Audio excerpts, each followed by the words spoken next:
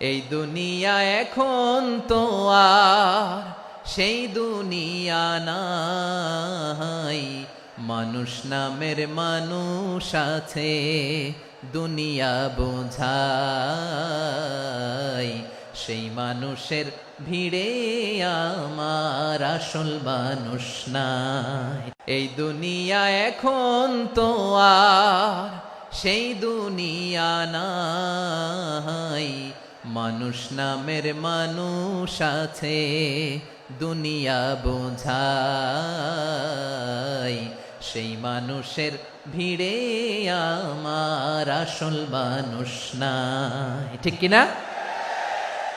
এই যে আমাদের বিশাল জনসংখ্যা, এই জনসংখ্যাকে কি করে জনসম্পদে রূপান্তরিত করা যায় এ ব্যাপারে কথা বল। আল্লাহ তাআলা ইরশাদ করছেন, ওয়ালাকাদ কাররামনা বনি আদম ওয়া হামালনাহুম ফিল বাররি ওয়াল বাহরি ওয়া রাযাকনাহুম মিনাত তাইয়্যিবাত ওয়া ফাদ্দালনাহুম আলা কাসীরিম মিম্মান খালাকনা তাফদীলা। পড়েন আল্লাহু আকবার।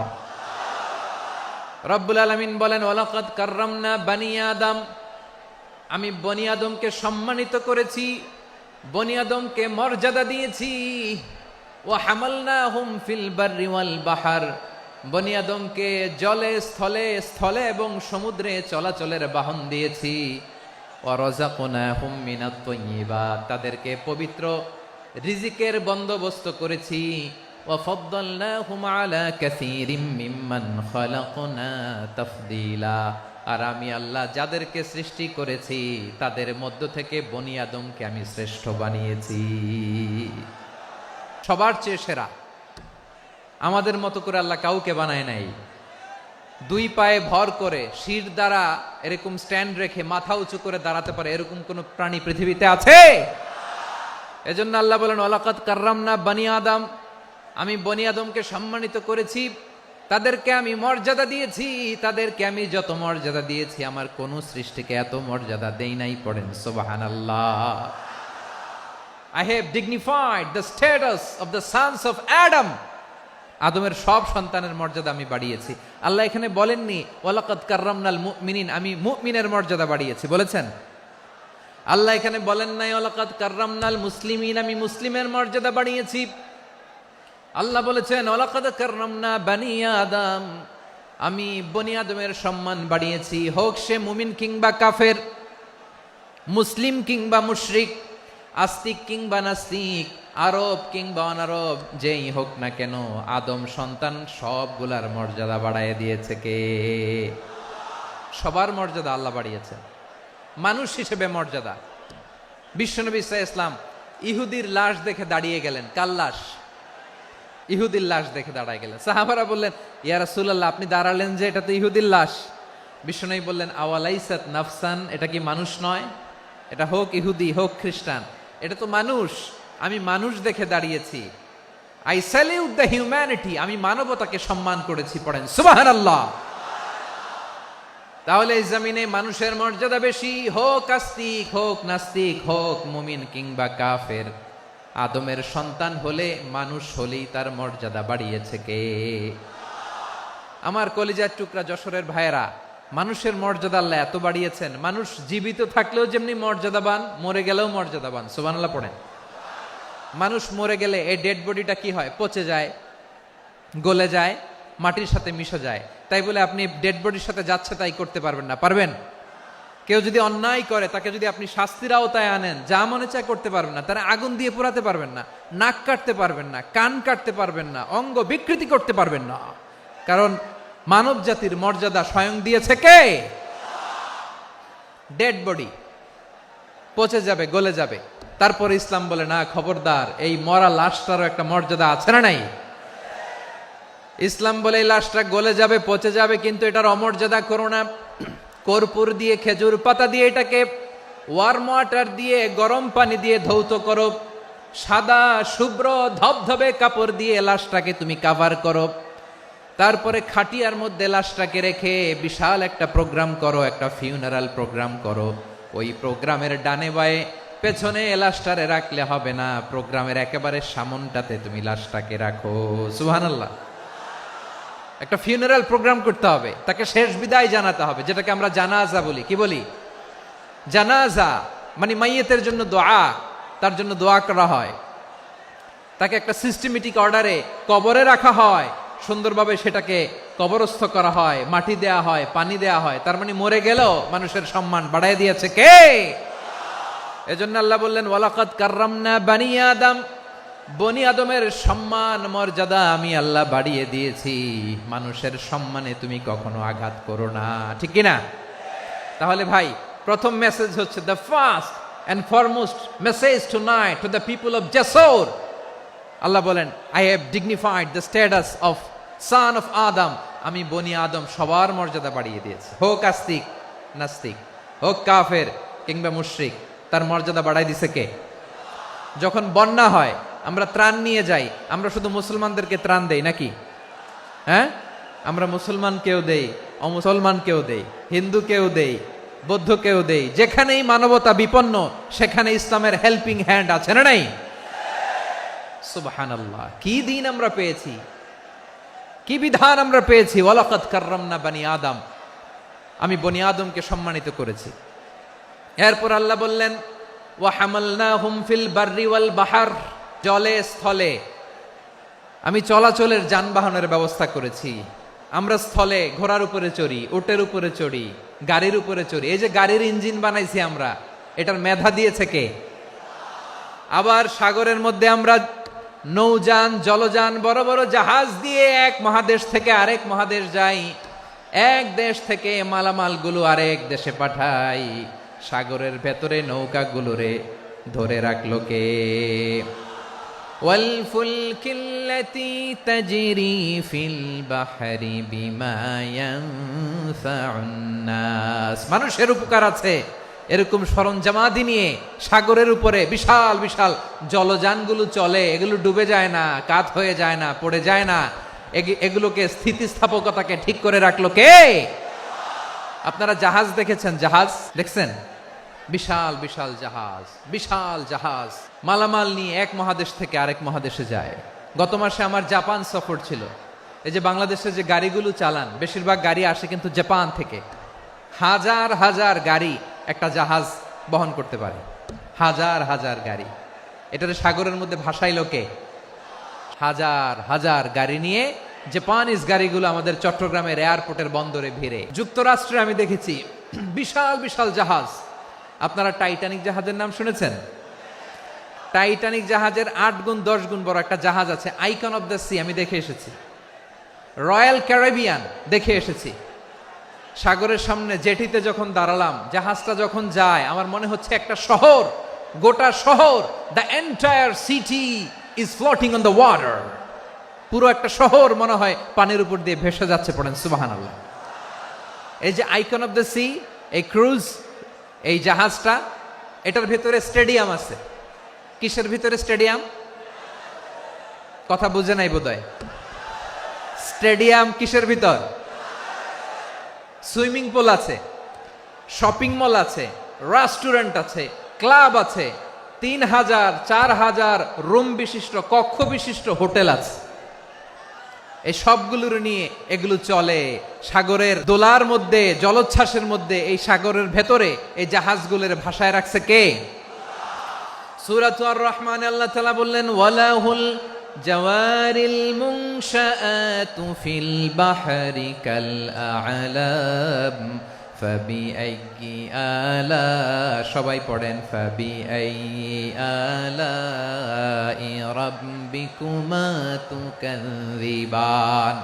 পাহাড় সম বড় বড় জাহাজগুলো মাল বোঝাই করে সাগরের মধ্যে ভেসে বেড়ায়। এগুলো দিয়ে মালামাল বহন করা যায়, মানুষরা এক দেশ থেকে আরেক দেশে যায়। এই জাহাজগুলোর সাগরের ভেতরে ভাসায় রাখলো কে? এই আয়াতের ভেতরে আল্লাহ তাআলা সূরাত বানী ইসরাঈলের এই চমৎকার আয়াতের ভেতরে আল্লাহ তাআলা বেসিক্যালি মানব জাতির প্রতি তার 4টি স্পেশাল অনুগ্রহের কথা বলেছেন। কয়টি? 2টা বলে ফেলছি। 1 নাম্বার ওয়ালাকাদ কাররামনা বানি আদম, আমি বনি আদমের সম্মান বাড়াইছি, নাকি মুসলমানদের? তাহলে human dignity, the first part of the verse talks about the human dignity. 2 নম্বর অংশে আল্লাহ তাআলা বললেন ওয়া হামালনাহুম ফিল বাররি ওয়াল বাহর, স্থলে এবং সমুদ্রে আমি তাদের জন্য চলাচলের বাহন দিয়েছি। সুবহানাল্লাহ। তার মানে smooth movement on land and sea, জলে এবং স্থলে যাতে আমরা স্মুথলি মুভ করতে পারি আল্লাহ তাআলা দিয়েছেন। 3 নম্বরে আল্লাহ তাআলা বললেন ওয়া রাযাকনাহুম মিনাত তাইয়্যিবাত, মানুষের জন্য আমি পবিত্র রিজিকের ব্যবস্থা করেছি। জলে এবং স্থলে যত প্রাণী আছে সবগুলা প্রাণীকে রিজিক দেয় কে? আমাদেরকে রিজিক দেয় কে? সাগরের মাছগুলোকে, বড় বড় তিমি মাছগুলোরে রিজিক দেয় কে? বাতাসের মধ্যে ভেসে বেড়ানো বড় বড় পাখিগুলো, স্ক্যান্ডিনেভিয়ান কান্ট্রি থেকে লক্ষ লক্ষ কোটি কোটি পাখিগুলো যে এক দেশ থেকে আরেক দেশে ট্রান্সফার হয়, এগুলোর রিজিক দেয় কে? রব্বুল আলামিন বলেন ওয়ামা মিন দাব্বাতিন ফিল আরদি ইল্লা আলাল্লাহি রিজকুহা ওয়া ইয়ালামু মুস্তাকাররাহা ওয়া মুস্তাওদাআহা কুল্লুম ফি কিতাবিম মুবিন। আল্লাহু আকবার। রব্বুল আলামিন বলেন ভূপৃষ্ঠে বিচরণশীল যত প্রাণী আছে সব প্রাণীগুলোকে আমি আল্লাহ আমার নিজের কুদরতে রিজিকের বন্দোবস্ত করি। এই প্রাণীগুলো কোথায় থাকে, কোথায় যায়, সব জায়গায় আমি রিজিক পৌঁছে দেই। রিজিক কেউ দিতে পারে না, রিজিকের মালিক কে? রিজিকের মালিক তিনি আল্লাহ। এজন্য আল্লাহ তাআলা বললেন ওয়া রাযাকনাহুম মিনাত তাইয়্যিবাত। এরপর আল্লাহ বললেন ওয়া ফাদ্দালনাহুম আলা কাসীরিম মিম্মান খালাকনা তাফদীলা। আমি যত প্রাণী সৃষ্টি করেছি সকল প্রাণীর মধ্যে মানুষের মর্যাদা শ্রেষ্ঠত্ব আমি দিয়েছি। সুবহানাল্লাহ পড়েন। তাহলে 1 নম্বরে আল্লাহ বললেন আমি বনি আদমের মর্যাদা বাড়ালাম। এরপরে বললেন স্থলে এবং সমুদ্রে চলাচলের জন্য যানবাহন দিলাম। 3 নম্বরে আল্লাহ বললেন পবিত্র রিজিকের ব্যবস্থা করে দিলাম। এরপরে আল্লাহ বললেন যত প্রাণী আছে, সৃষ্টি আছে, সবগুলার উপরে আমি মানুষকে শ্রেষ্ঠত্ব দিলাম। সুবহানাল্লাহ। তাহলে সবচেয়ে বেশি শ্রেষ্ঠত্ব মানুষের। কার? মানুষের। শুধু তাই নয় প্রিয় ভাইরা, আকাশ এবং জমিনে যা কিছু আছে সবকিছু মানুষের জন্য, মানুষের কল্যাণে, মানুষের প্রয়োজনে, মানুষের বশীভূত করে সৃষ্টি করেছেন কে? রব্বুল আলামিন বলেন হুয়াল্লাযী খালাকা লাকুম মা ফিল আরদি জামিআ।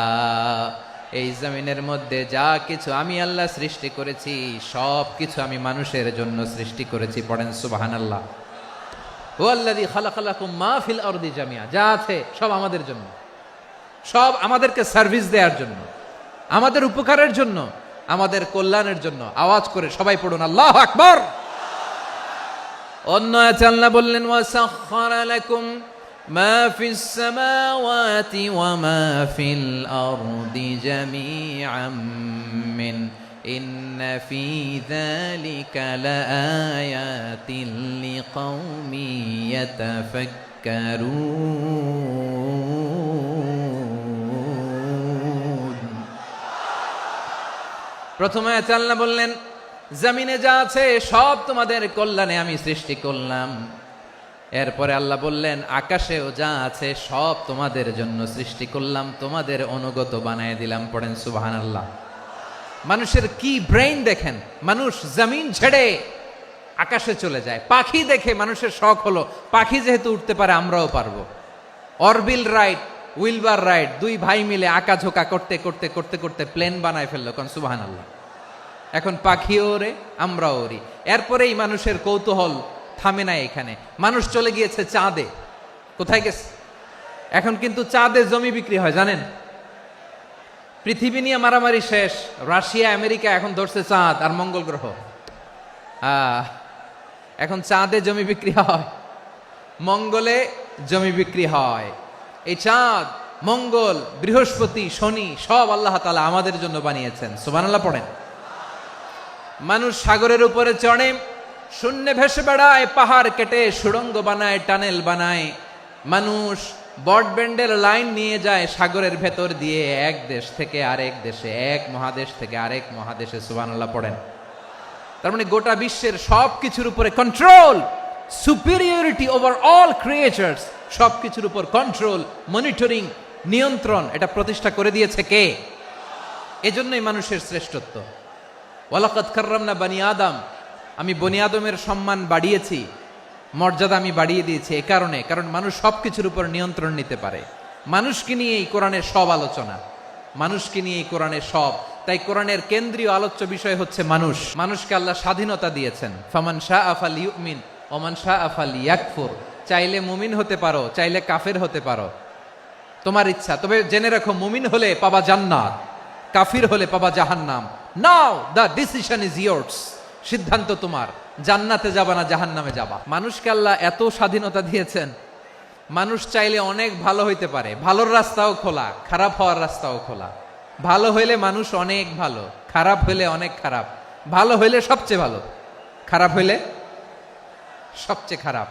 এজন্য সিদ্ধান্ত আপনাকে নিতে হবে। আল্লাহ তাআলা বলছেন, লাকাদ খালাকনাল ইনসানা ফি আহসানি তাকওয়িম সুম্মা রাদাদনাহু আসফালা সাফিলিন। আমি মানুষকে অনেক সুন্দর অবয়বে, সুন্দর আকৃতিতে সৃষ্টি করেছি। তার শুধু চেহারার ডিজাইনটাই সুন্দর নয়, তার ব্রেনটা বড্ড সুন্দর, তার মানসিকতা বড্ড সুন্দর, তার সৃজনশীলতা বড্ড সুন্দর। পড়েন সুবহানাল্লাহ। আমাদের ব্রেনটা অনেক সফিস্টিকেটেড ব্রেন, অনেক সফিস্টিকেটেড। এই 1.5 কেজি ব্রেন ইউজ করে মানুষ গোটা বিশ্বে সভ্যতা বিনির্মাণ করেছে, ঠিক কিনা? এই ব্রেন আল্লাহ তাআলা আমাকে দিয়েছে। এটারে কাজে লাগালে, আপনার 6 সেন্স কাজে লাগালে আপনি অনন্য মানুষ হয়ে উঠবেন, মহামানবে রূপান্তরিত হবেন। মানুষ হতে পারে, চাইলেই মহামানব হতে পারে। আবার যদি মানুষ চায় খারাপও হতে পারে। আল্লাহ বললেন শুধু ভালোই না, ভালো হতে চাইলে অনেক ভালো তুমি হতে পারো, আবার খারাপ হতে চাইলে অনেক খারাপ তুমি হতে পারো। সুম্মা রাদাদনাহু আসফালা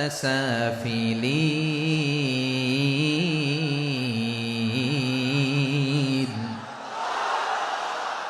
খারাপ হলে একেবারে খারাপ হতে পারো, নিকৃষ্ট হলে একেবারে নিকৃষ্ট হতে পারো, ভালো হলেও ভালো হতে পারো। মানুষ শ্রেষ্ঠত্বে ফেরেশতাকে ছাড়িয়ে যায়, আর অধপতনে সে পশুকেও হার মানায়। এটার প্রমাণ কি?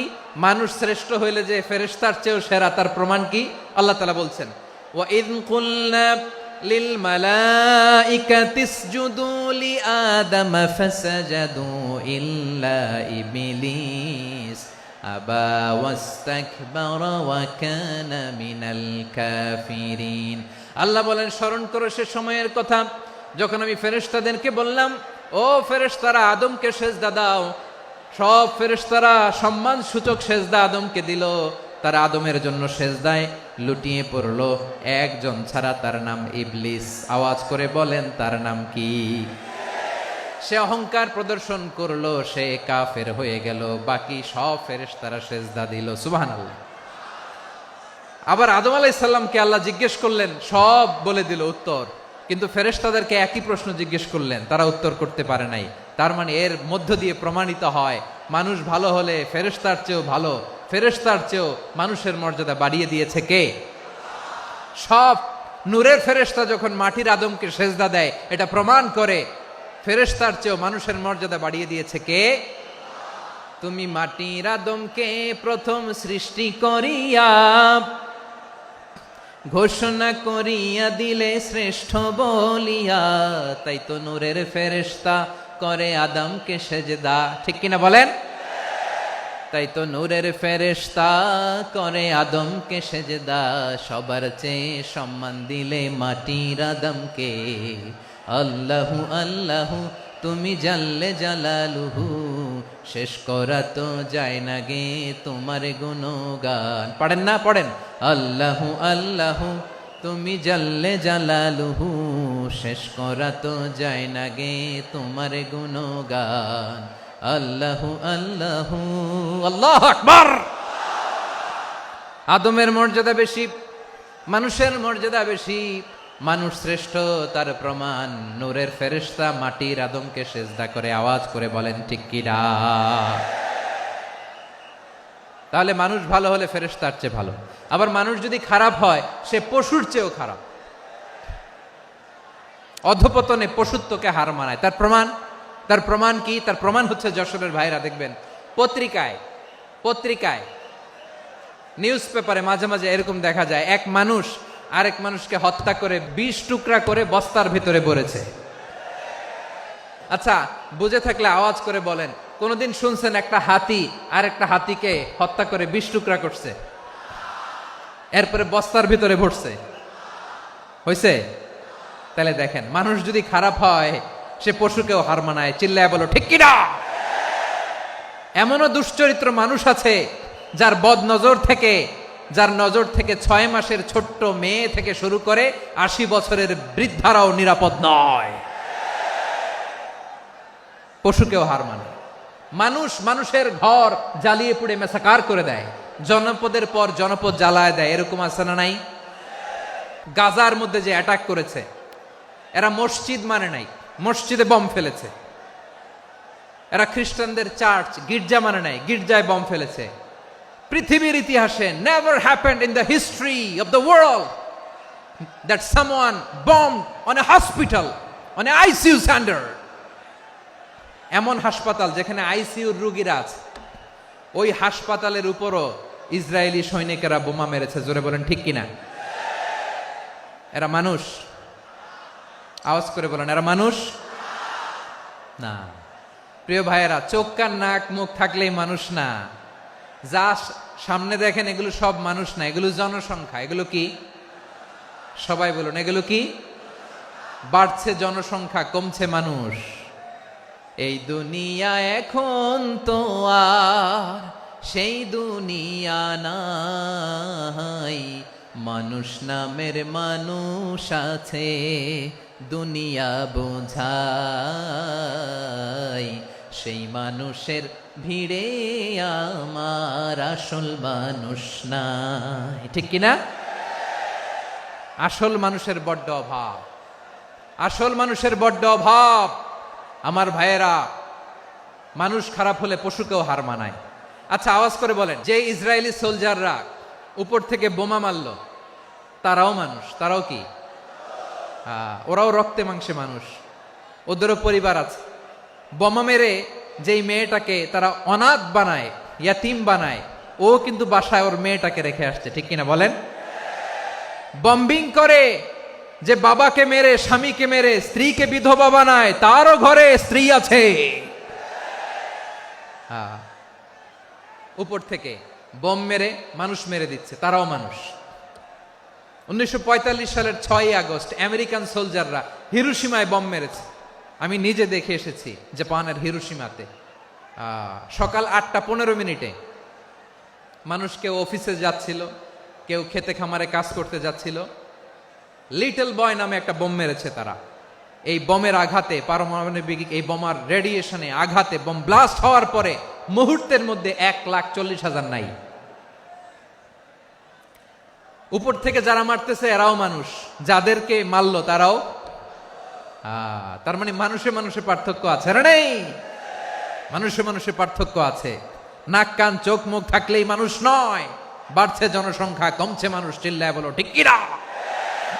ভালো মানুষ যারা জগৎটাকে এনলাইটেন করবে, যারা সত্যের বীর সেনানী হয়ে দাঁড়াবে, যারা সত্যের পক্ষে কথা বলবে, যারা জালিমের মসনদকে ভেঙে খান খান করে দেবে, এরকম হওয়ার দরকার আছে না নাই? এরকম ভালো মানুষ আমরা হতে চাই কি চাই না? মানুষকে যত্ন নিলে মানুষ যে কত ভালো হয় আপনি কল্পনাও করতে পারবেন না। মানুষকে নার্চারিং করলে, মানুষকে পলিশ করলে, মানুষকে গ্রুমিং করলে, মানুষকে সঠিক তারবিয়া দিলে মানুষ অনন্য হয়ে ওঠে। প্রতিটি মানুষ অনন্য। আমি অনন্য, আপনি অনন্য, আমরা সবাই অনন্য। সুবহানাল্লাহ বলেন। মানুষকে আল্লাহ তাআলা দিয়েছেন অসীম ক্ষমতা, অসীম ক্ষমতা। সুবহানাল্লাহ। একটা মানুষ পারে না এমন কিছু নাই, বিশ্বাস করতে হবে। মানুষ যা কল্পনা করতে পারে ওইটা মানুষ করে দেখাতে পারে। তুমি তোমার কল্পনার রাজ্যকে সাজাও, তোমাকে হারাতে পারে এমন কোন শক্তি আল্লাহর জমিনে নাই। তোমার কি শক্তি, কি সম্ভাবনা তুমি জানোই না মিয়া। তুমি এদিকে তাকাও কেন? তোমার রাস্তা তো ওই দূরে। তুমি কোথায় যাবে, আল্লাহ তোমার টেনে কোথায় নিয়ে যাবে তুমি কিছুই জানো না। প্ল্যান বিগ, ড্রিম বিগ, কল্পনার শক্তিকে বড় করো। মানুষ যা কল্পনা করতে পারে মানুষ তা করে দেখাতে পারে। মানুষের কাছে অসাধ্য কিছু নাই মৃত্যু ছাড়া, এক্সেপ্ট ডেথ। মৃত্যু ছাড়া মানুষ সবকিছুকে জয় করতে পারে। তোমার জন্ম হয়েছে জিতার জন্য, বিজয়ের জন্য তোমার জন্ম। মানুষের শুরুটাই হয় বিজয় দিয়ে। আমরা যখন আমার পিতার পৃষ্ঠদেশে ছিলাম, পিতার পৃষ্ঠদেশ থেকে শুক্রাণু যখন মায়ের গর্ভদেশে যেয়ে পড়ে, কতটা শুক্রাণু ভ্রমণ শুরু করে জানো? 20 কোটি শুক্রাণু। একবার সিমেন আউট হলে সেখানে 20 কোটি শুক্রাণু থাকে, ভ্রমণ শুরু করে। ওই 20 কোটি শুক্রাণুর মধ্য থেকে তুমি আমি আজকে এক বিকশিত শুক্রাণু মানব রূপে পৃথিবীতে এসেছি। সুবহানাল্লাহ। ওই 20 কোটি শুক্রাণুর প্রতিযোগিতায় সবাইরে পেছনে ফেলে সেদিন আমি সফল হয়েছিলাম, সেদিন আমি বিজয়ী হয়েছিলাম।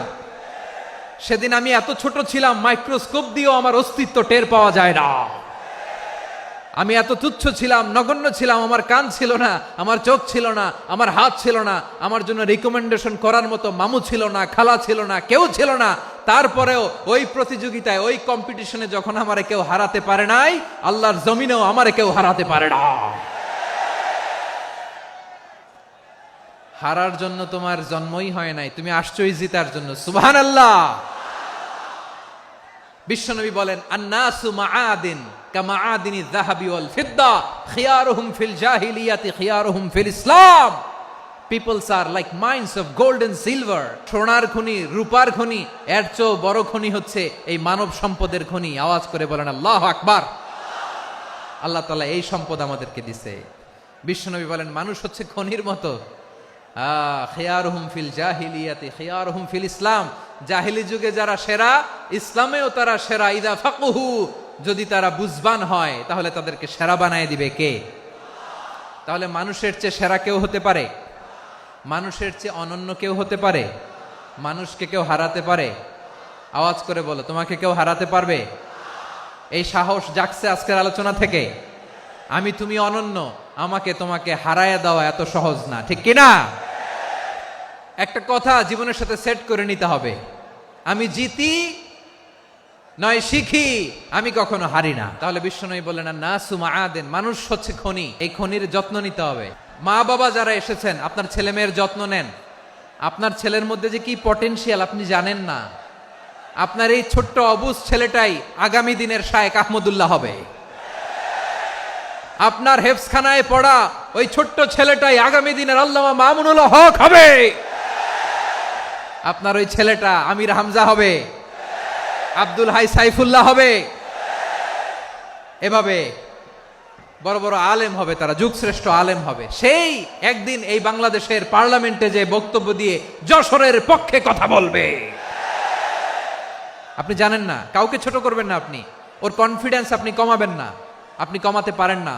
প্যান্ডেলে আমার যে মা বোনেরা আছেন, ছেলে মেয়েদেরকে কখনো ছোট করে কথা বলবেন না। ও যে কোথায় যাবে আপনি জানেন না। আপনি মা হয়ে তাকে সাহস দিবেন, তার কল্পনার জগৎটাকে সাজাতে তাকে উৎসাহিত করবেন, ঠিক কিনা বলেন?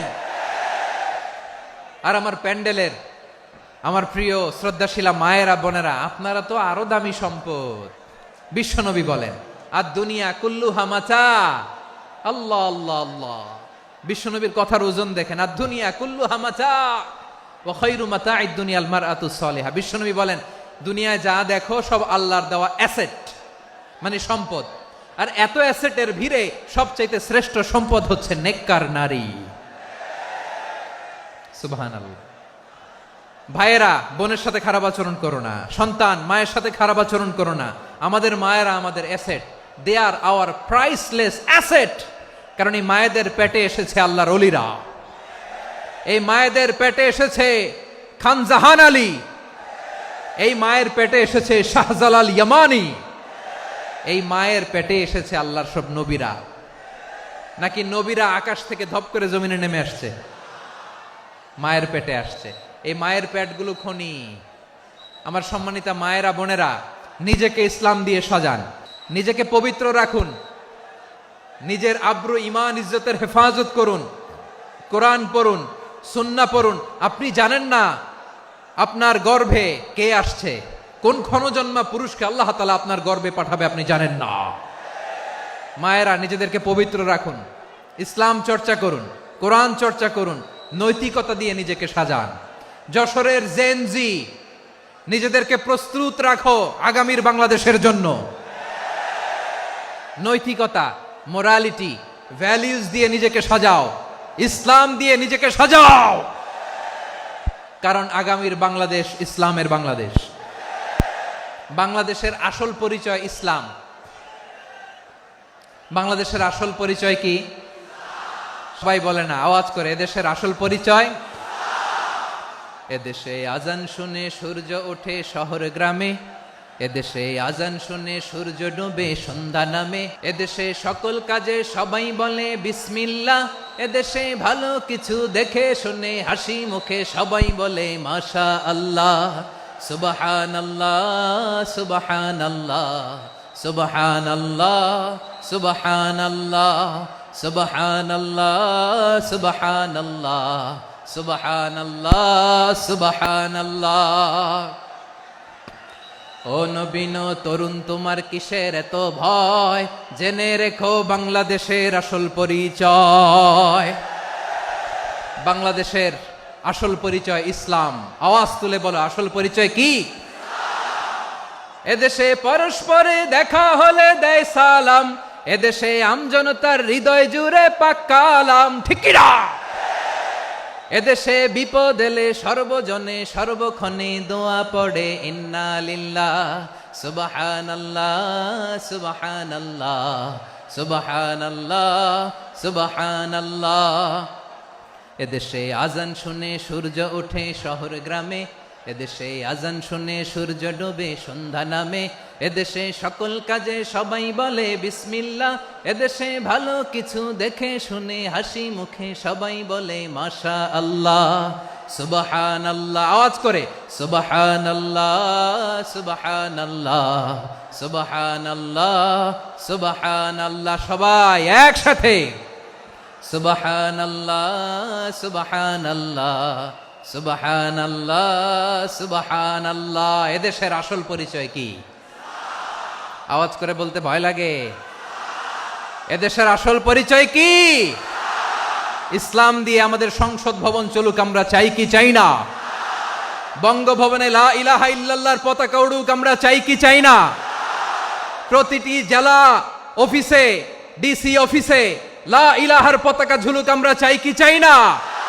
মানুষকে যত্ন নিলে মানুষের মধ্যে যারা কি পটেনশিয়াল রেখেছে। আমি জাপানের দুইটা উদাহরণ দেই। জাপানে 2022 সালে জাপানের সাথে জার্মানির খেলা, ফিফা ওয়ার্ল্ড কাপ 2022, ওই খেলায় জিতেছিল জাপান।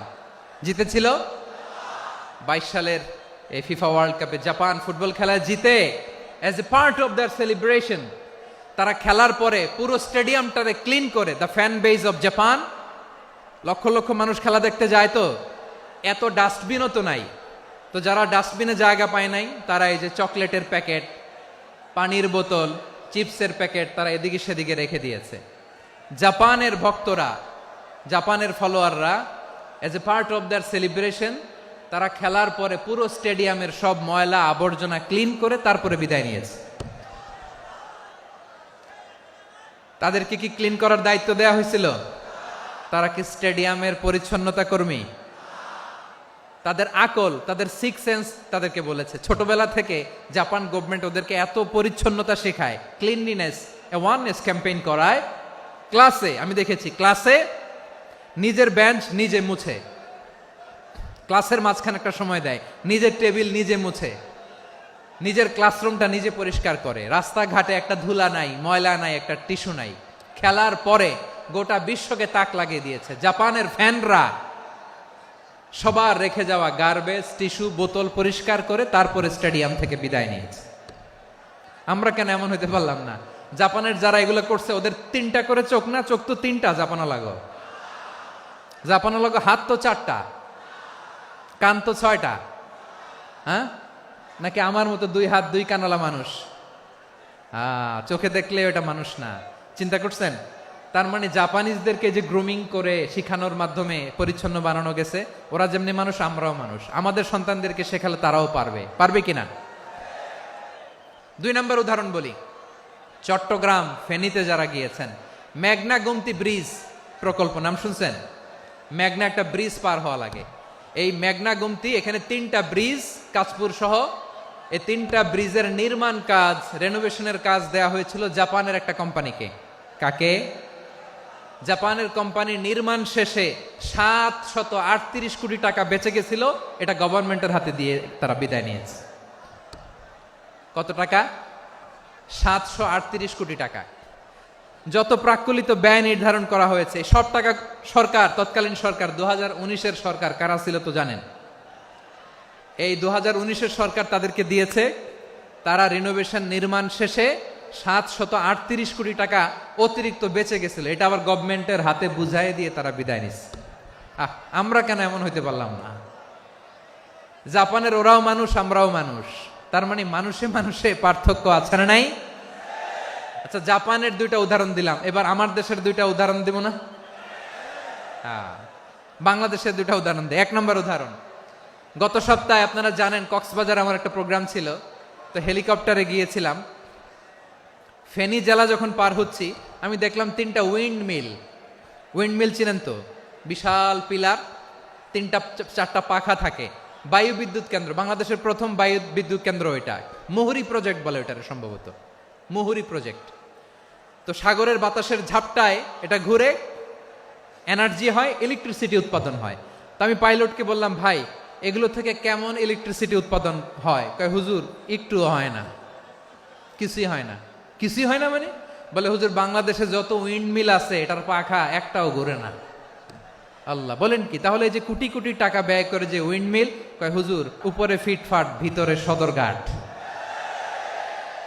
তার মানে কোটি কোটি টাকা দিয়ে এই উইন্ডমিল বানায়, এখানে কিছু নাই। দুর্নীতির আড্ডাখানা, আখড়াখানা বাংলাদেশ, ঠিক কিনা বলেন? হায় রে, জাপানিজরাও মানুষ, আমরাও মানুষ। আমার এক নিকটাত্মীয় সরকারি চাকরিজীবী, উনি আমাকে বললেন, বাংলাদেশের আরেকটা উদাহরণ দেই। উনি আমাকে বললেন যে প্রতি বছর আমাদের অফিসের ফার্নিচার চেঞ্জ করে। আমি বললাম, প্রতি বছর ফার্নিচার চেঞ্জ করে কেন? বলে যে ফার্নিচার নতুন পারচেজ করলেই তো ওইখানে টাকা, নতুন কিনতে পারলেই টাকা, নতুন উন্নয়নের সবক শোনাতে পারলেই টাকা। প্রথম আলোর রিপোর্ট, কি আলো? প্রথম আলোর রিপোর্ট, গত 15 বছরে উন্নয়নের নামে লুটপাট হয়েছে প্রায় 3.25 লাখ কোটি টাকা। কার রিপোর্ট? আমাদের বানানো কথা। প্রথম আলোর রিপোর্ট। গত 15 বছরে কারা ছিল জানেন তো?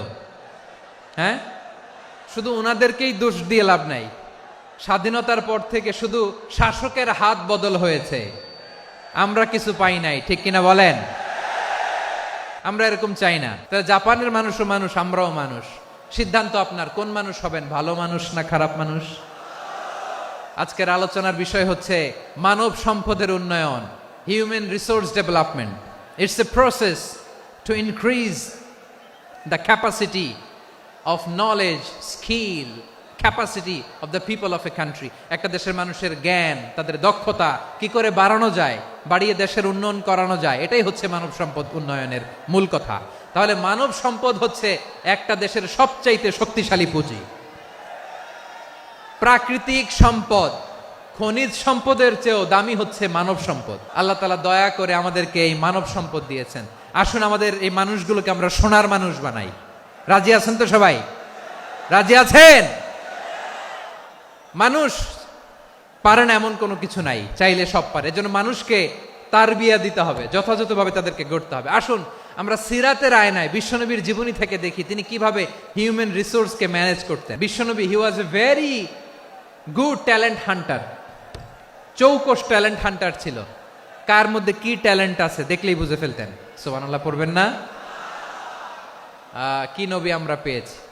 হি was a very good talent hunter. আমার নবী, তিনি চৌকস ট্যালেন্ট হান্টার ছিলেন। কার মধ্যে কি প্রতিভা বের করতেন, ওই প্রতিভাকে ইসলামের কল্যাণে কাজে লাগাতেন। যাকে যেই জায়গায় সেট করলে ভালো হবে তাকে ওই জায়গায় সেট করতেন।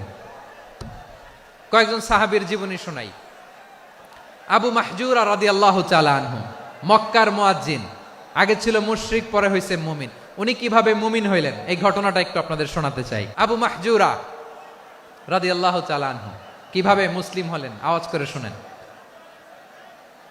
হুনাইনের যুদ্ধ, 8ম হিজরি, বিষ্ণু ঈসা ইসলাম হুনাইনের যুদ্ধ শেষে ফিরতেছেন। পথিমধ্যে বেলাল রাদিয়াল্লাহু তাআলা আনহু আজান দিচ্ছেন। কি দিচ্ছেন? তো পাশে ছিল মুশরিকদের একটা পল্লী, কিছু মুশরিক তরুণ, কিছু অমুসলিম কিশোর, তারা আজানকে ব্যঙ্গ করতেছে। আমাদের বাংলায় মুখ ভেঙ্গানো বলে আর কি। বেলাল রাদিয়াল্লাহু তাআলা আনহু আজান দিচ্ছেন, ওই বাচ্চাগুলো মুশরিক, তো ওরা আজানকে ব্যঙ্গ করতেছে, বিকৃতি করে ওরাও আজান দিচ্ছে। উদ্দেশ্য হচ্ছে আজানকে নিয়ে ঠাট্টা করা। উদ্দেশ্য কি? ঠাট্টা করা। ব্যাপারটা মনে কষ্ট পাওয়ার মতো ব্যাপার না? কিন্তু বিশ্বনবী ওইখানে দেখেন কি খুঁজলেন। বিশ্বনবী খেয়াল করলেন অমুসলিম কিশোরদের মধ্য থেকে একটা কিশোরের গলাটা বড় দরাজ গলা, কণ্ঠটা বড় সুন্দর। খেয়াল করে দেখলেন যে কিছু কিশোর বেলালের আজানকে ব্যঙ্গ করে, বিকৃতি করে, কিন্তু একজনের কণ্ঠ দেখতে পাচ্ছেন না এত দূরে, কিন্তু কণ্ঠটা বড় সুন্দর, দরাজ গলা। বিশ্বনবী সাহাবীদেরকে বললেন, ধরো এগুলারে, ধরো। সবগুলারে ধরে বিশ্বনবীর সামনে আনা হলো। ওরা হাঁটু গেড়ে বসলো। বিশ্বনবী বললেন, তোমাদের মধ্যে কে যেন ব্যঙ্গ করে আজান দিচ্ছিল, তার গলাটা বড় উঁচু, গলার বেসটা বড় মজবুত, মেলোডিয়াস, সুমধুর কণ্ঠ, কে? আবু মাহজুরা বলে, আমার বন্ধুরা সবাই আমার দিকে আঙ্গুল দেখায়, আমি পড়ে গেছি বিপদে। রাসূল সাল্লাল্লাহু আলাইহি ওয়াসাল্লাম বাকি অমুসলিম তরুণদেরকে ছেড়ে দিলেন, বললেন তোমরা যাও। এবার আবু মাহজুরারে পাইছে।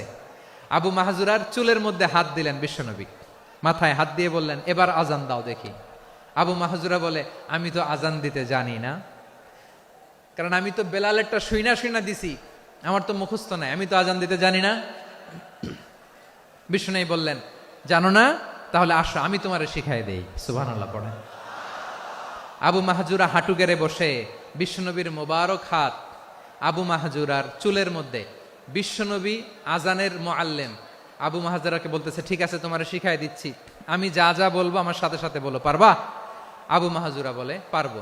বিশ্বনবী আজান দিচ্ছেন, মাথায় হাত দিয়ে আল্লাহু আকবার, আল্লাহু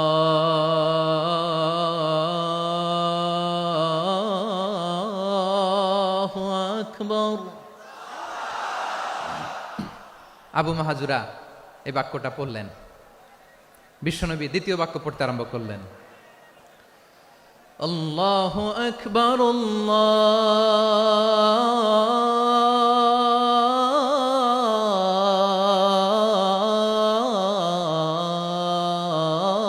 আল্লাহু আকবার। আবু মাহজুরা এই বাক্যটাও বললেন। বিশ্বনবী আবু মাহজুরার মাথার মধ্যে হাত দিয়ে তৃতীয় বাক্য পড়লেন, আশহাদু আল্লা ইলাহা ইল্লাল্লাহ,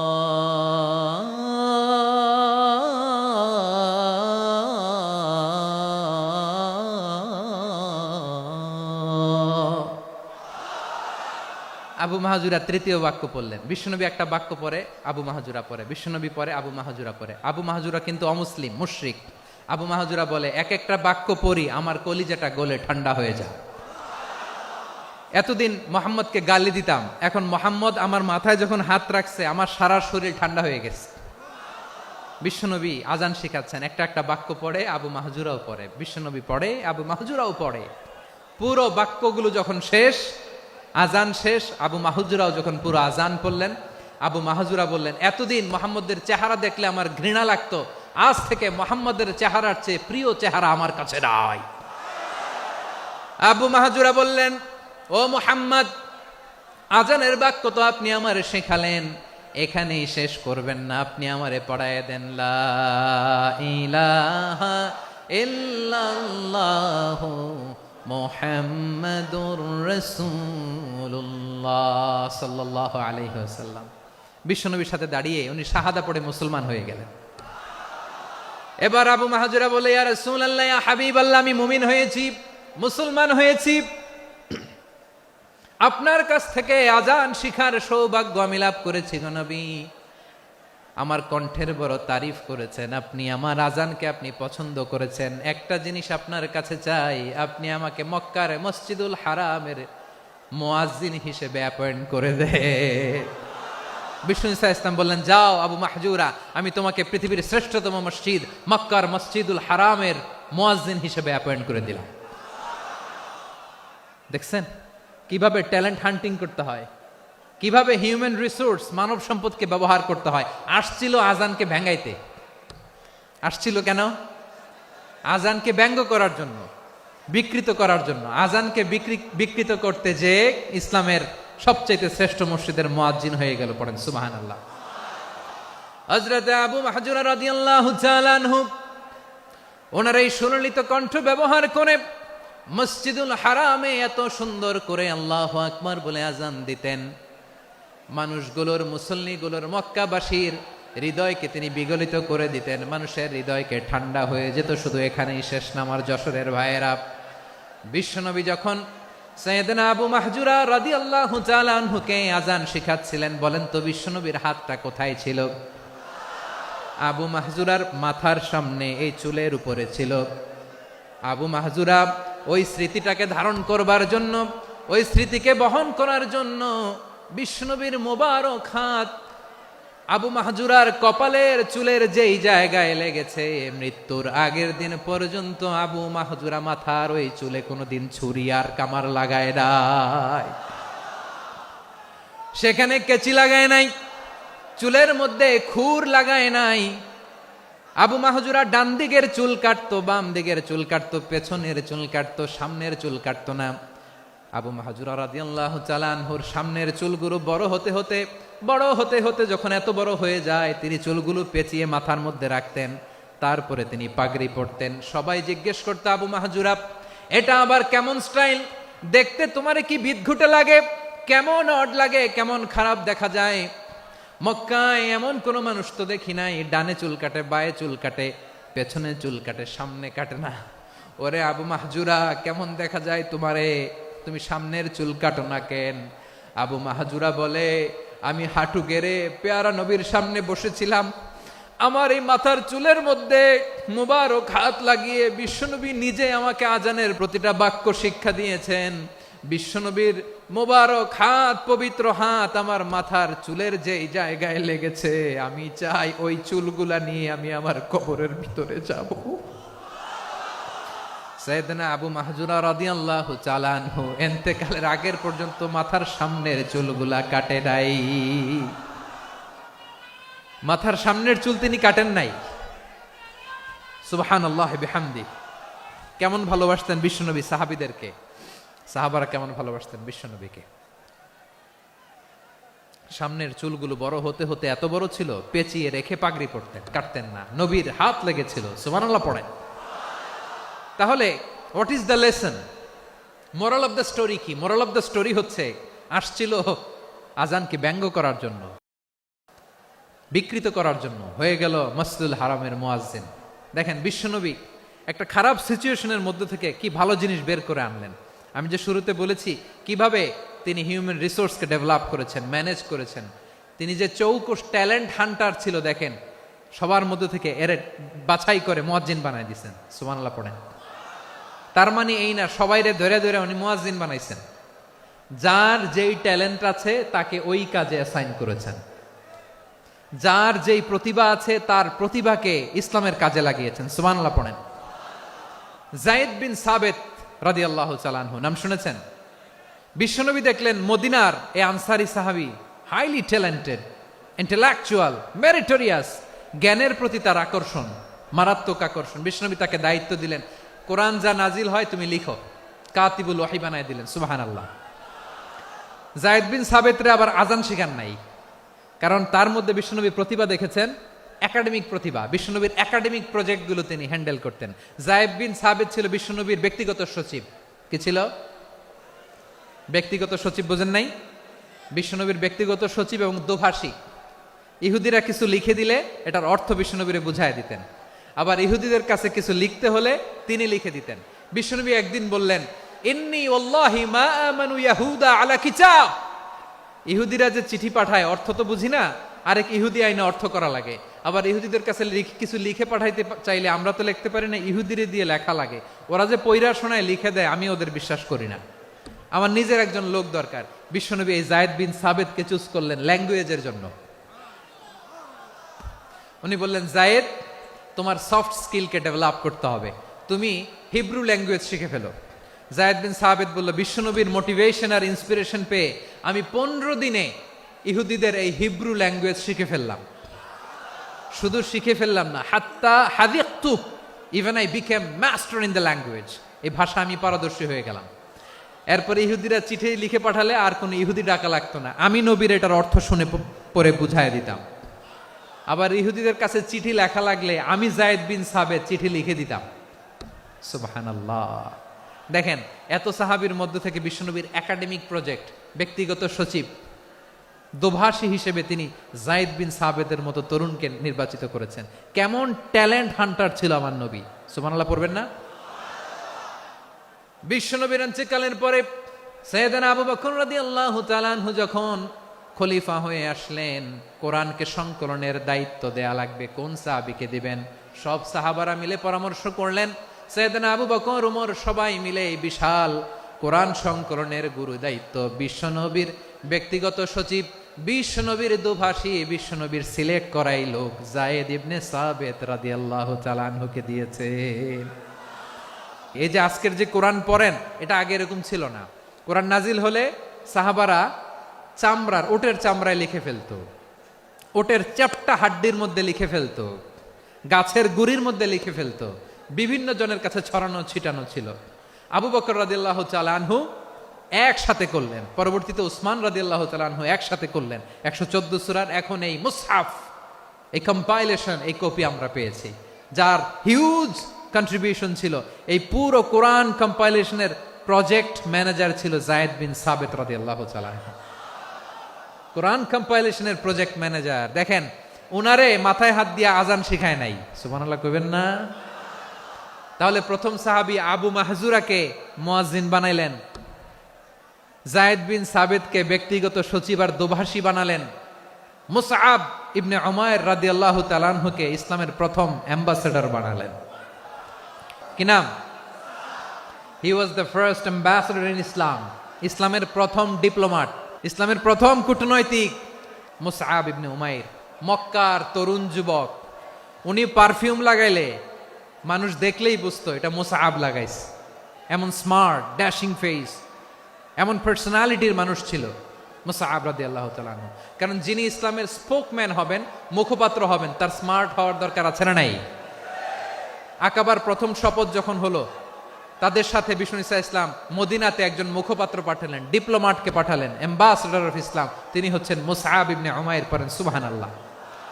জুমার বিধান নাজিল হয়েছে, কিন্তু মক্কায় পরিবেশ নাই জুমা পালনের। বিষ্ণু ঈসা ইসলাম একজনকে দিয়ে খবর পাঠালেন, যাও মদিনায় মুসাবকে যে বলো, মুসাব তো আমার শিক্ষক, আমার স্পোকম্যান, মদিনাতে যেন তারা জুমা কায়েম করে। বিশ্বনবীর আগেই মুসআব মদিনার মুসলিমদেরকে নিয়ে মদিনায় প্রথম জুমা কায়েম করে ফেলছে। কোন সুবহানাল্লাহ। ডিপ্লোম্যাটদের কেমন হইতে হয়, অ্যাম্বাসেডারের কেমন হইতে হয়, মুসআব রাদিয়াল্লাহু তাআলা আনহুর কাছ থেকে শিখে নাও। তাহলে মুসআব রাদিয়াল্লাহু তাআলা আনহুকে বিশ্বনবী ল্যাঙ্গুয়েজ শিখান নাই, সফট স্কিল শিখান নাই। যায়েদ রাদিয়াল্লাহু তিনি হিব্রু ল্যাঙ্গুয়েজ শিখেছেন, সুরিয়ানি শিখেছেন, কিন্তু মুসআবকে তিনি বানিয়েছেন the spokesman of Islam, the first diplomat, the ambassador of Islam. আব্দুল্লাহ ইবনে আব্বাস রাদিয়াল্লাহু তাআলা আনহু বিশ্বনবীর কাজিন, চাচাতো ভাই। আবার মাইমুনা রাদিয়াল্লাহু তাআলা আনহু, মাইমুনা নবীর স্ত্রী, তিনি ছিলেন আব্দুল্লাহর আপন খালা। তো নবীর বউ যদি ওনার খালা হয়, নবী তার কি খালু। তাহলে সম্পর্ক অনেক গভীর, কাজিন আবার খালু। ছোট্ট মানুষ, তাই রাতে মাঝে মাঝে ঘরে থাকতো। বিশ্বনবী দেখলেন আব্দুল্লাহ যেহেতু আমার ঘরে ঢুকতে পারে, আব্দুল্লাহরে এই উম্মতের বড় শিক্ষাবিদ বানাইতে হবে। তাই আব্দুল্লাহ ইবনে আব্বাসকে বিশ্বনবী হাতে কলমে শিক্ষা দিয়েছেন। তো বিশ্বনবী রাতে যখন তাহাজ্জুদ পড়তেন, ছোট্ট আব্দুল্লাহ ঘরে থাকতো। বুঝতে পেরেছেন? ছোট্ট মানুষ তো ঘরে থাকতো। তো বিশ্বনবী তাহাজ্জুদের জন্য একবার দাঁড়িয়েছেন, ছোট্ট আব্দুল্লাহ ওযু করে দাঁড়াইছে। আচ্ছা বলেন তো, ইমাম আর মুসল্লি মোট যদি দুইজন হয়, একজন ইমাম একজন মুসল্লি, তো মুসল্লি ইমামের কোন দিকে দাঁড়াবে? ডানে দাঁড়াবে। ছোট্ট আব্দুল্লাহ বুঝে নাই, বিশ্বনবী তাহাজ্জুদ শুরু করেছেন, উনি একতেদা করছেন আর দাঁড়াইছেন বায়ে। কোথায় দাঁড়িয়েছেন? আব্দুল্লাহ বলেন, যখন আমি বায়ে দাঁড়ালাম, আখাযা রাসূলুল্লাহ সাল্লাল্লাহু আলাইহি ওয়াসাল্লাম উযুনি আল ইউমনা ইয়াফতিলুহা, বিশ্বনবী নামাজরত অবস্থায় আমার কান ধরে টেনে আমার ডান দিকে এনে দাঁড় করায় দিলেন। পড়েন সুবহানাল্লাহ। দেখেন, হাতে কলমে শিক্ষা। আর জীবনে ভুল হবে? কথা কয় না, আর ভুল হবে? আর ভুল হবে না। এভাবে বিশ্বনবীর অনেক সঙ্গ পেয়েছেন, সফর করেছেন, একই বাহনে বসেছেন, এক বাহনে বসে লম্বা নাসিহত করেছেন। আব্দুল্লাহ, চাইতে হলে আল্লাহর কাছে চাও, সাহায্য চাইতে হলে আল্লাহর কাছে সাহায্য চাও। মনে রাখো, গোটা বিশ্বের সবাই যদি তোমার সাহায্য করতে চায়, ততটুকুই করতে পারবে যতটুকু আল্লাহ তোমার নসিবে রেখেছে। গোটা বিশ্ব যদি তোমার বিরুদ্ধে ষড়যন্ত্রে দাঁড়িয়ে যায়, ক্ষতি ততটুকু করতে পারবে যতটুকু তোমার জন্য বরাদ্দ আছে। এর বাইরে কিছু করতে পারবে না। আওয়াজ করে বলেন ঠিক কিনা? এভাবে হাতে কলমে শিখিয়েছেন, বিশ্বনবীর সঙ্গ পেয়েছেন। উনাকে বিষ্ণু ইসলাম শিক্ষাবিদ, এডুকেটর অফ দিস উম্মাহ হিসেবে সিলেক্ট করেছেন, হাতে কলমে শিখিয়েছেন। বিশ্বনবী একবার প্রকৃতির ডাকে সাড়া দিয়ে এসেছেন। এখন কি করতে হবে? নামাজের জন্য অজু করতে হবে। বিশ্বনবী এসেই দেখেন অজুর বদনায় পানি ভরা, খুশি হয়ে গেলেন। বললেন, কে রেখেছে পানি? একজন বলল, আব্দুল্লাহ রেখেছে। বিশ্বনবী অত্যন্ত খুশি হলেন। খুশি হয়ে একটা দোয়া করলেন, বললেন, আল্লাহুম্মা ফাক্কিহু ফিদ্দীন ওয়া আল্লিমহু তা'ওয়ীল। আল্লাহ, তুমি আব্দুল্লাহকে দ্বীনের বুঝ দিও আর কোরআনের তাফসীর শিক্ষা দিও। বিশ্বনবীর এই দোয়া এমন লাগছে, উনি রাইসুল মুফাসসিরিন, এই পৃথিবীতে যত মুফাসসির ছিল, যত মুফাসসির আসবে, সকল মুফাসসিরের সম্রাট হিসেবে স্বীকৃত হয়েছেন। আব্দুল্লাহ ইবনে আব্বাস, বিশ্বনবী ওনারে আজান শিখান নাই, বিশ্বনবী ওনারে ল্যাঙ্গুয়েজ শিখান নাই, বিশ্বনবী ওনারে অ্যাম্বাসাডর বানান নাই, হাতে কলমে শিক্ষা দিয়েছেন। ছোট্ট মানুষ, বিশ্বনবী ইন্তেকাল করলেন। আবু বকরের সময় গেল, ওমরে ফারুকের খেলাফত, তখনও তিনি তরুণ। ওমরে ফারুক রাদিয়াল্লাহু তাআলা আনহু ওনার ক্যাবিনেট মিনিস্ট্রির বৈঠকে এ আব্দুল্লাহ ইবনে আব্বাসকে পাশ দিয়ে বসায় রাখতেন। বয়স্ক সাহাবারা এটা পছন্দ করতো না। তারা বলতো, ঘটনা কি? আব্দুল্লাহর মতো ছেলে নাতি আমাদের আছে, এরা কেন রাখে ওমরে ফারুক? ওমরে ফারুক এটা টের পেলেন। তিনি বুঝতে পারলেন যে ক্যাবিনেট মেম্বাররা এটা পছন্দ করে না, ছোট্ট আব্দুল্লাহরা কেন রাখি, কেন যে রাখি, এটা একদিন বুঝাবো। একদিন মিটিংয়ে তিনি সবাইকে বললেন, ইদা জাআ নাসরুল্লাহি ওয়াল ফাতহ। এই আয়াত দ্বারা উদ্দেশ্য কি বলেন তো মুরব্বী সাহাবীরা? এক সাহাবী বলেন, এই সূরা দ্বারা উদ্দেশ্য, আল্লাহ বলেছেন আমাদেরকে বিভিন্ন ল্যান্ড, বিভিন্ন এলাকা বিজয় করতে হবে। ওমরে ফারুক বললেন, না, হয়নি। আরেকজন বললেন, বিজয় হওয়ার পর আমাদের বেশি বেশি আল্লাহর বরত্বের ঘোষণা দিতে হবে, এটা উদ্দেশ্য। ওমরে ফারুক বললেন, না, হয় নাই। যারে জিজ্ঞেস করেন কেউ পারে না। সব শেষে বিশ্বনবী ছোট্ট আব্দুল্লাহরে বলেন, আব্দুল্লাহ, ইদা জাআ নাসরুল্লাহি ওয়াল ফাতহ, এর দ্বারা উদ্দেশ্য কি বলো তো? ছোট্ট আব্দুল্লাহ বলেন, হুয়া আজালু রাসূলিল্লাহ। এই আয়াত দ্বারা বিশ্বনবীর বিদায়কে উদ্দেশ্য নেওয়া হয়েছে। ওমরে ফারুক বললেন, হাযা হুয়া, এটাই তো সঠিক উত্তর, এটাই সঠিক তাফসীর এই আয়াতের। কারণ ইদা জাআ নাসরুল্লাহি ওয়াল ফাতহ, যখন আল্লাহর সাহায্য আর বিজয় আসবে, ওয়া রাআইতান নাসা ইয়াদখুলুনা ফি দীনিল্লাহি আফওয়াজা, আপনি দেখবেন দলে দলে, ঢলে ঢলে, বানের পানির মতো মানুষ ইসলামের দিকে ঢুকতেছে। ইসলামের বিজয় হয়েছে। তো ইসলামের বিজয়ের মিশন নিয়ে নবী আসছে, বিজয়ী যখন হয়ে গেছে, এখন তো নবীর বিদায় হবে। কোন সাহাবী এই সূক্ষ্ম কথাটা ধরতে পারে নাই, ওই আব্দুল্লাহ ছাড়া। আব্দুল্লাহ যখন উত্তর দিছে, সব সাহাবীদের টনক নড়েছে। এরপর থেকে কোনো ক্যাবিনেট মিটিং এ আর কোনো সাহাবারা কোনো প্রশ্ন করে নাই। আওয়াজ করে পড়েন সুবহানাল্লাহ। বিশ্বনবী আব্দুল্লাহ ইবনে আব্বাসকে দ্য এডুকেটর অফ দ্য উম্মাহ, উম্মার শিক্ষাবিদ হিসেবে গ্রহণ করেছেন। আওয়াজ করে পড়তে হবে আল্লাহু আকবার। সাহাবীদের নামগুলো মনে থাকবে? এক নম্বরে আবু মাহজুরা, মুয়াজ্জিন বানাইছেন। যায়েদ ইবনে সাবিত, দোভাষী, ট্রান্সলেটর অফ প্রফেট, এবং তিনি ছিলেন বিশ্বনবীর ব্যক্তিগত সচিব। মুসআব ইবনে উমাইর, the first ambassador and diplomat of Islam. আব্দুল্লাহ ইবনে আব্বাস, এই উম্মার সবচেয়ে বড় এডুকেটর, শিক্ষাবিদ। আরেকজন ছিল আব্দুল্লাহ ইবনে মাসউদ রাদিয়াল্লাহু তাআলা আনহু। দুই আব্দুল্লাহ, আব্বাস গেল, আরেকজন হচ্ছে মাসউদ। মক্কার তরুণ, ছাগল পালতো মুশরিকের। বিশ্বনবী আর আবু বকর রাদিয়াল্লাহু তাআলা আনহু একবার গেলেন, যে দেখে এই তরুণ দাঁড়ায় আছে। বিশ্বনবী বলেন, আমি খুব ক্ষুধার্ত, তোমার কাছে কি দুধ আছে ছাগলের? আব্দুল্লাহ আছে, ওয়ালাকিন আনা মু'তামান, কিন্তু যে দুধ আছে এটা আমানতের, আমি দিতে পারবো না। বিশ্বনবী এইটা শুনেই তারা টার্গেট করে ফেলছে।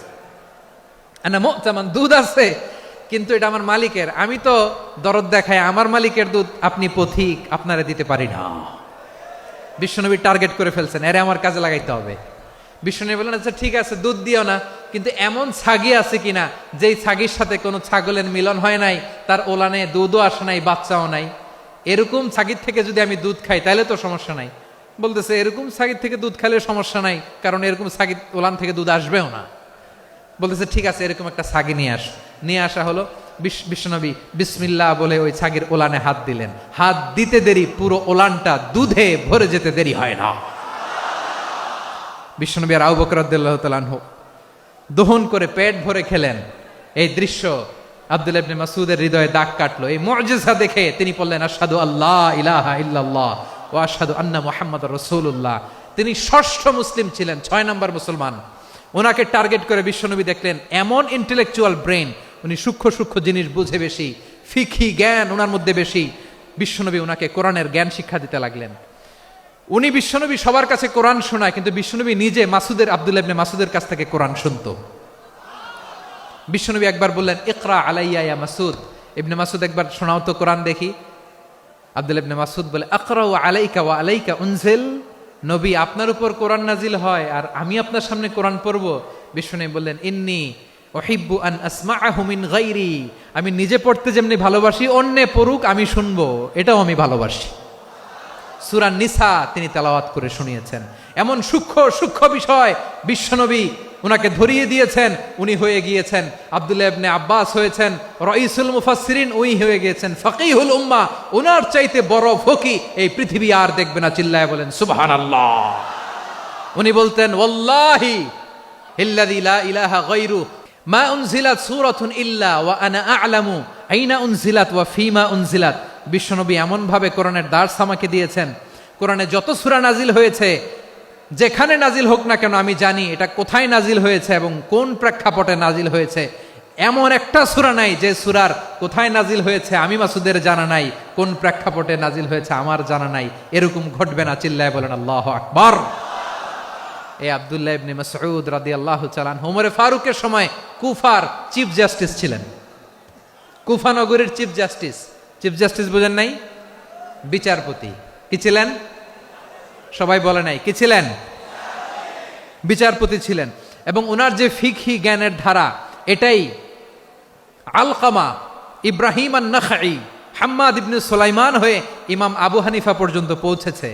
এবং ওনার ফিকহি জ্ঞানের ধারাই হানাফি মাযহাবে অ্যাকসেপ্ট হয়েছে। আজও এগুলো হানাফি মাযহাবে চর্চিত হয়। হানাফি মাযহাবের সব ফিক আব্দুল্লাহ ইবনে মাসউদের ফিকহি জ্ঞানের ধারা থেকে নেওয়া হয়েছে। চিল্লায় পড়েন সুবহানাল্লাহ। তাহলে উনাকে বিশ্বনবী বানিয়েছেন জুরিস্ট, আইনবিদ, ফকিহ। উনারে আজান শিখান নাই। হিউম্যান রিসোর্স ডেভেলপমেন্ট কিভাবে করবেন, মানব সম্পদের উন্নয়ন কিভাবে করতে হয়, কিভাবে যার যেখানে প্রতিভা কাজে লাগাতে হয় উনি দেখিয়েছেন। সুবহানাল্লাহ পড়বেন না?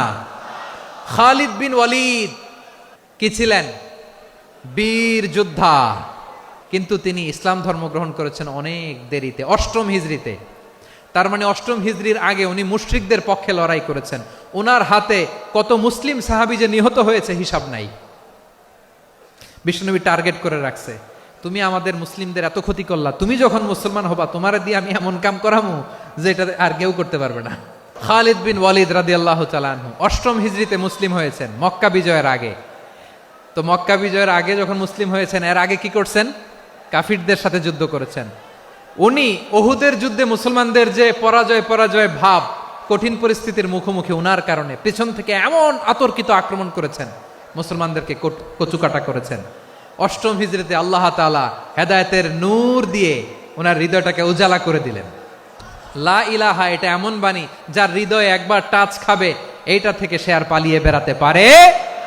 ঝিনুকের ভেতর লুকিয়ে থাকে যেমন মতি, ঝিনুকের ভেতর লুকিয়ে থাকে যেমন মতি, কলমা শাহাদাতে আছে আল্লাহর জ্যোতি, কলমা শাহাদাতে আছে আল্লাহর জ্যোতি। ঠিক কিনা বলেন? মক্কা বিজয়ের আগে মুসলিম হলেন, হওয়ার পরেই বিশ্বনবীর টার্গেট ফুলফিল হলো। ওই যে টার্গেট করে রেখেছেন আর দোয়া করেছেন, খালিদ বিন ওয়ালিদ যদি মুসলিম হয় তাকে আমি মিলিটারি চিফ বানাবো। ওনাকে আজান শিখান নাই, ওনারে কান ধইরা নামাজের এই মাথা থেকে ওই মাথা আনান নাই, ফিকহি কোরআনের সূক্ষ্ম তাফসীর ওনারে শিখান নাই, অ্যাম্বাসেডর বানান নাই। বিষ্ণু ইসলাম উনাকে সামরিক অভিযানে প্রেরণ করেছেন। সামরিক অভিযানে তিনি প্রেরণ করেছেন। উনার জীবদ্দশায় উনার নেতৃত্বে যতগুলো যুদ্ধ হয়েছে, একটা যুদ্ধেও তিনি পরাজয় বরণ করেন নাই। ওমরে ফারুকের সময়কালে তিনি চিফ অফ মুসলিম মিলিটারি, মানে মুসলিম সেনাপতি হয়েছেন। তাহলে কিভাবে হিউম্যান রিসোর্স ব্যবহার করতে হয় গোটা বিশ্ব আমার নবীর কাছ থেকে শিখে নাও। খালিদ বিন ওয়ালিদ, ওনাকে বিশ্বনবী একটা উপাধি দিয়েছেন। উপাধিটা হচ্ছে সাইফুল্লাহিল মাসলুল, আল্লাহর নাঙ্গা তরবারি, আল্লাহর খোলা তরবারি, দ্য ওপেন সোর্ড অফ আল্লাহ। খালিদ বিন ওয়ালিদ মুসলিম সেনাপতি।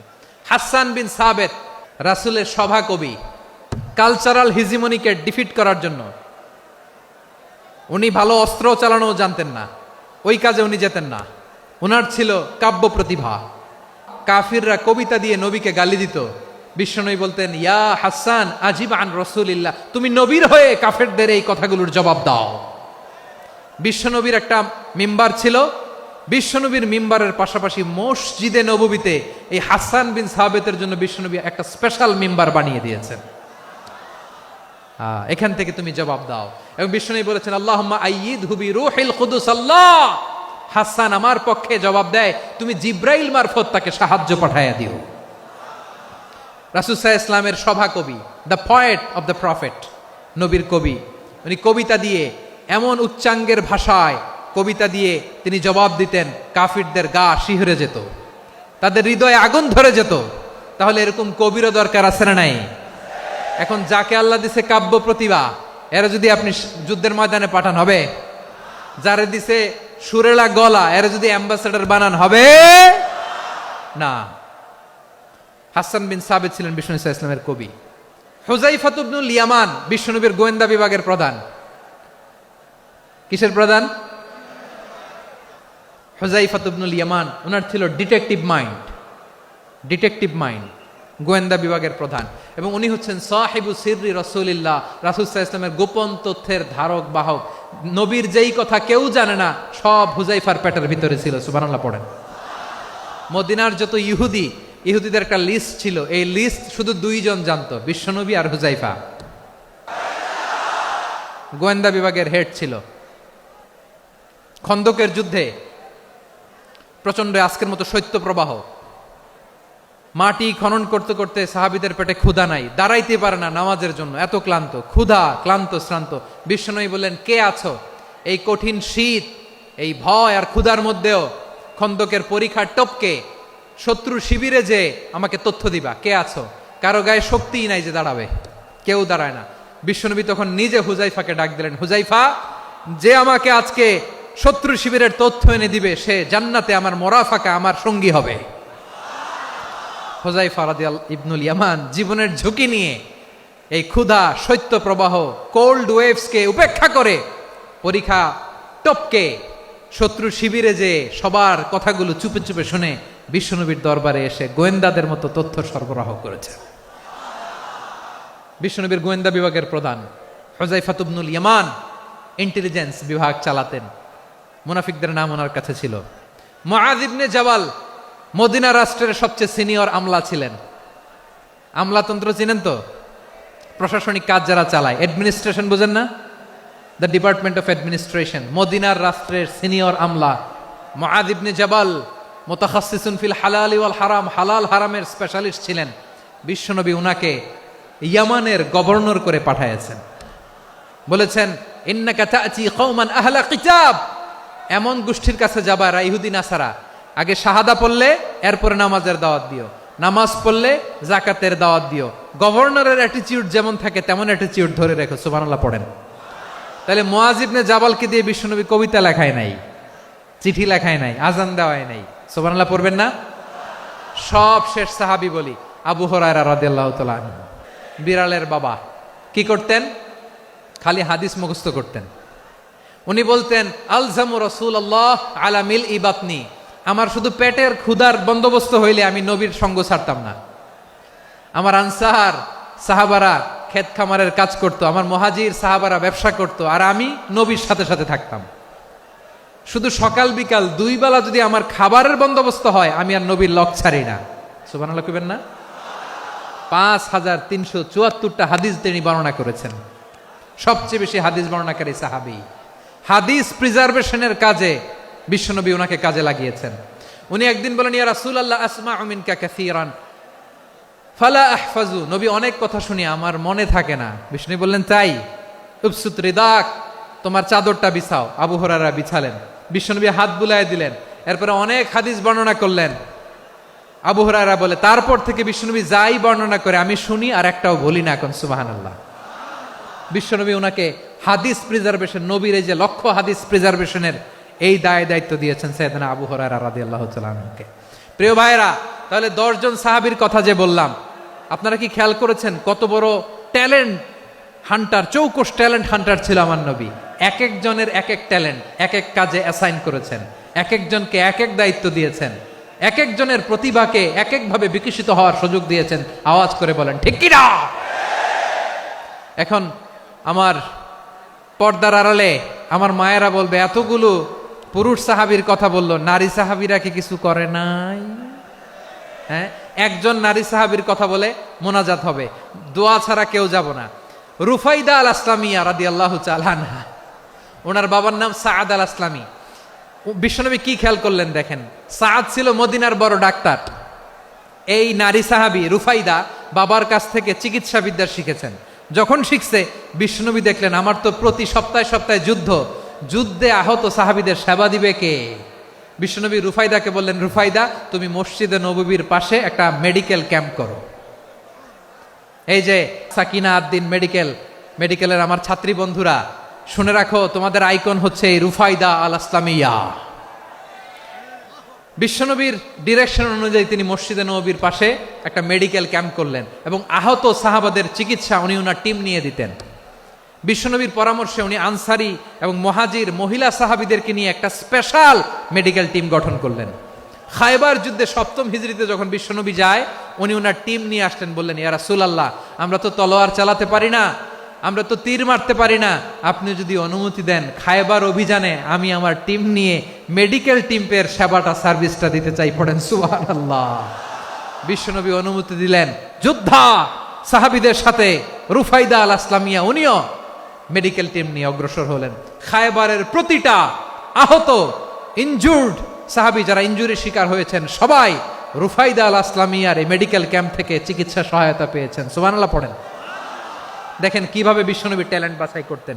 আপনি অবাক হবেন, বাহরাইনের মেডিকেল ইউনিভার্সিটিতে রুফাইদা আল আসলামিয়া মেডিকেল প্রাইজ অ্যাওয়ার্ড প্রতি বছর দেয়া হয়।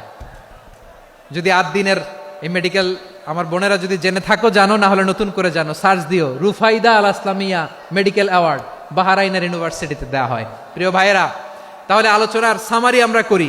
বিশ্বনবী যেভাবে হিউম্যান রিসোর্সকে ম্যানেজ করেছেন, যার যেখানে প্রতিভা কাজে লাগিয়েছেন, আমরাও যদি করি আমাদের বাংলাদেশের চিত্র আমরা পাল্টে যেতে পারবো। আমরা শুরুতে শুনেছি মানুষের আছে অসীম সম্ভাবনা, প্রতিটা মানুষ অনন্য, যত্ন নিলে, যথাযথ পরিচর্যা করলে মানুষ বিশ্ব জয় করতে পারে, ঠিক কিনা? আমাদের হাফেজে কোরআনের সামনে দাঁড়াতে পারে এমন কোনো হাফেজে কোরআন আল্লাহর জমিনে জন্ম হয় নাই। গোটা বিশ্ব কাঁপিয়ে তারা সেরা, আমাদের ক্রিকেটাররা সেরা, আমাদের তৈরি পোশাক শিল্প সেরা, এরকম অনেক অনেক সেরা জিনিস আছে, আমরা এগুলোরে নার্চারিং করতে পারি নাই, পরিচর্যা করতে পারি নাই, সঠিক তারবিয়াতের অভাব। তাহলে মানুষের অসীম সম্ভাবনাকে কাজে লাগাতে হবে, ঠিক কিনা বলেন? ইউনুস গভর্নমেন্টকে আমি বলবো, অল্প সময়ের জন্য আপনারা এসেছেন, সংস্কারও করতে হবে, আবার নির্বাচনও করতে হবে। সব সংস্কার হতে করতে পারবেন না, যতটুকু পারবেন এর মধ্যে আমাদের যে হিউজ ম্যান পাওয়ার, আমাদের যে মানব সম্পদ, হিউম্যান রিসোর্স, এটাকে ডেভেলপ করে আপনাদের যেতে হবে। যেটা পারবেন না সেটাকে পরবর্তী নির্বাচিত গভর্নমেন্টের কাছে রেখে যেতে হবে, যে তারা যেন করে, তাদের কাছে আপনারা এটা রেখে যাবেন। তাহলে মানুষ চাইলে বিশ্ব জয় করতে পারে, আর মানুষকে হারাতে পারে কেউ? আল্লাহ আমাদেরকে জনসংখ্যা দিয়েছেন প্রিয় ভাইয়েরা, এই জনসংখ্যা অনেক বড় সম্পদ, এটা আমাদের জন্য অভিশাপ নয়, আশীর্বাদ। আমাদের জনসংখ্যাকে যদি আমরা জনশক্তিতে রূপান্তর করতে পারি, আজকে বাংলাদেশ যে অবস্থানে দাঁড়িয়ে আছে, বাংলাদেশ তার 20 গুণ উন্নতির শিখরে চলে যাবে। চিল্লায় বলো ঠিক কিনা? আমাদের শ্রমিক ভাইয়েরা বাইরে কাজ করে, আমাদের শ্রমজীবী ভাইয়েরা, প্রবাসীরা, তাদের ব্যাপারে গুরুত্ব দিতে হবে। আমাদের শ্রমের দাম সবচেয়ে কম, সবচেয়ে কম। তারা এম্বাসিতে গুরুত্ব পায় না, এয়ারপোর্টে গুরুত্ব পায় না। এই সরকার অবশ্য তাদেরকে অনেক গুরুত্ব দিচ্ছে। আমাদের অদক্ষ শ্রমিককে যখন আমরা দুবাই পাঠাই, অল্প বেতন পায়, কিন্তু ইন্ডিয়ানরা দক্ষ শ্রমিক পাঠাইলে তার 3 গুণ বেতন পায়। আমরা আমাদের শ্রমিকদেরকে অদক্ষ ভাবে আর পাঠাতে চাই না, দক্ষ শ্রমিক পাঠিয়ে আমরা রেমিটেন্সের বন্যা বইয়ে দেব। তাদেরকে সবচেয়ে গুরুত্ব দিতে হবে। আমরা পেয়েছি ফ্রিডম ফাইটার, মুক্তিযোদ্ধা, আর আমার প্রবাসী ভাইরা হচ্ছে রেমিটেন্স ফাইটার। জোরে বলো ঠিক কিনা? তাহলে আমাদের এই জনশক্তিকে জনসম্পদে ট্রান্সফর্ম করতে হবে। সরকার জনগণকে এভাবে পলিশ করতে হবে। মা বাবারা ছেলে মেয়েদের মধ্যে কার কোন যোগ্যতা তাকে ওইভাবে কাজে লাগাতে হবে। সবার A+ পাওয়ার কোনো দরকার নাই। আমাদের দেশে একটা টেন্ডেন্সি আছে, পরীক্ষায় A+ না পাইলে কই তুই কি করলি, পাশের বাড়ির ছেলে A+ পাইছে, যা ওর পা ধোয়া পানি খা। খাওয়া নাই, এগুলার খাওয়া নাই। ওরে আল্লাহ A+ পাওয়ার জন্য বানাইছে, আর আপনার ছেলেকে এই A+ গুলারে নিয়ন্ত্রণ করার জন্য আল্লাহ বানাইছে। ওকে দিয়ে আল্লাহ কি করবে আপনি জানেনই না। একটা A+, একটা A গ্রেড একটা মানুষের জীবনকে ঠিক করে দিতে পারে না। আপনার ছেলেকে আল্লাহ অন্যদিকে যোগ্যতা দিয়েছে। ওদের মনোবল ভাঙবেন না, খবরদার। যাকে দিয়ে যেটা হবে তাকে দিয়ে সেটা করতে হবে, তার প্রতিভাকে সেভাবে কাজে লাগাতে হবে। তাহলে আমাদের এই জনসংখ্যা জনসম্পদে রূপান্তরিত হবে। আমাদের সরকারের তত্ত্বাবধানে আমাদের 18 কোটি জনগণ দক্ষ জনশক্তিতে রূপান্তরিত হোক। আমরা চাই কি চাই না? আমরা ভালো মানুষ, শ্রেষ্ঠ মানুষ হতে চাই কি চাই না? ওই জাপানিজদের মতো সৎ, ওই ইউরোপিয়ানদের মতো কালচার্ড। আমাদেরকে আল্লাহ তাআলা কোরআন সুন্নাহ অনেক কিছু দিয়েছেন। যেহেতু বর্তমানে আমরা দেখছি তারা সৎ, তাদের মধ্যে ভ্যালিউ আছে, সেগুলো আমাদের মধ্যে আনার দরকার আছে না নাই? আর ইসলাম দিয়ে আমাদের জীবনকে সাজাতে হবে। ইসলাম দিয়ে আমার পরিবারকে সাজাতে হবে। ইসলাম থেকে, কোরআন থেকে প্রেসক্রিপশন না নিলে জীবন সুন্দর হবে না। কোরআন থেকে প্রেসক্রিপশন না নিলে সমাজ সুন্দর হবে না। কোরআনের প্রেসক্রিপশন না মানলে রাষ্ট্র সুন্দর হবে না। কোরআনের প্রেসক্রিপশন অ্যাপ্লাই না করলে শুধু দুর্নীতি দমন কমিশন দিয়ে দুর্নীতি বন্ধ করা যাবে না। এজন্য কোরআনের আইন আমরা চাই কি চাই না? প্রিয় ভাইয়েরা, হিউম্যান রিসোর্স ডেভেলপমেন্ট, মানব সম্পদের উন্নয়ন, আমাদের সরকার যেন এদিকে নজর দেয়।